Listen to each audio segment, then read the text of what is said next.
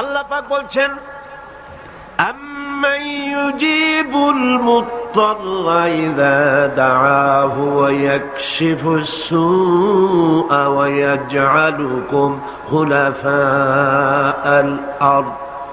আল্লাহ পাক বলেন এমন কে আছেন যিনি ব্যাকুল এবং অস্থির দোয়া যিনি শোনেন, এমন কে যিনি তোমাদেরকে দুনিয়ার খলিফা বানায় দিয়েছেন, দুনিয়া ব্যবহার করার উপযোগী করে দিয়েছেন, ব্যবহার করার ভোগ করার সুযোগ করে দিয়েছেন। তিনি কে? তিনি হচ্ছেন আল্লাহ পাক। গভীর রাত্রে আপনি যে ক্রন্দন করেন, চিন্তা করেন, মামলায় পড়ে, মকদ্দমায় পড়ে, কষ্টে পড়ে, ঋণগ্রস্ত হয়ে, রোগগ্রস্ত হয়ে, ব্যথা নিয়ে, বেদনা নিয়ে, অস্থির মন নিয়ে আপনি যে দোয়া করেন, সেই দোয়া কে শোনে বলেন? কে শোনে? আল্লাহ রাব্বুল আলামিন বলেন আমি শুনতে পাই, আমি সব শুনতে পাই।